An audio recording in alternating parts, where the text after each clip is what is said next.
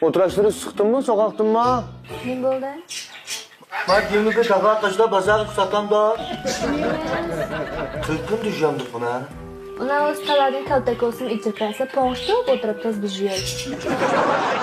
Sopun yok lan la. Nega? Sopun Ismini deb turay. Hoş. Esra. Ha? Esra. Esra.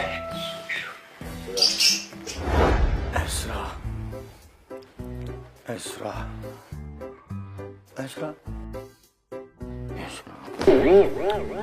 Nag mang dong ko jako. Su yok ya, mağdur ödeş, ne mağdur ta. Yok ya ni bak ya. Su yok ya, kişi var ki ne demek, oturma demek. Ödeş bak. Diyen bu abi.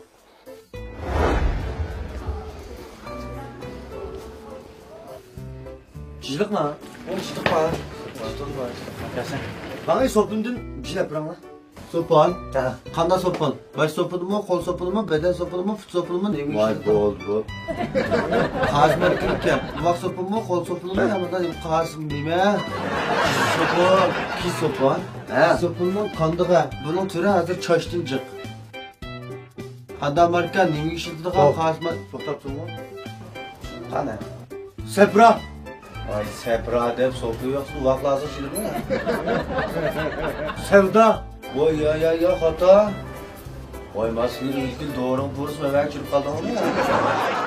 Diyen bu gitti. Toktan lan. Esra. Ha.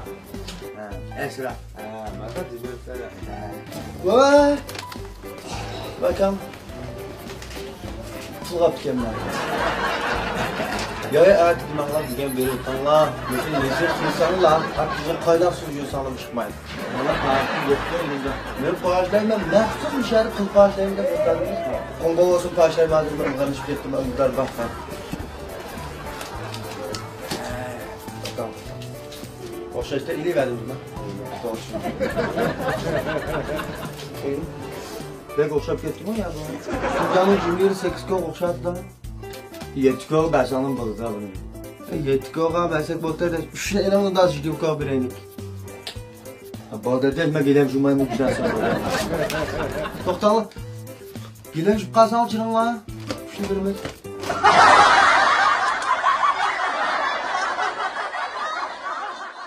Şinjan Anhar gündəlik turmuş buyumlar çəklik şirkəti işləb çıxarğan Əsra Kiryuy sopulları kirib çıxırış ölümünün alohidi kiyim və qol zəxmiyyət yüzməslikdək alohidlik bilan kən xalq ommasının tanlab işlətdiğən buyumağa aylandı. Əsra Kiryuy sopullarına Şinjanın hər qaysı joylarında vakalatçı çağırıldı. Öz markasında sopunu işləb çıxarmaqçı bolğan həmkarlaşqıçılarga vakalatan sopunu işləb çıxarıb berdi.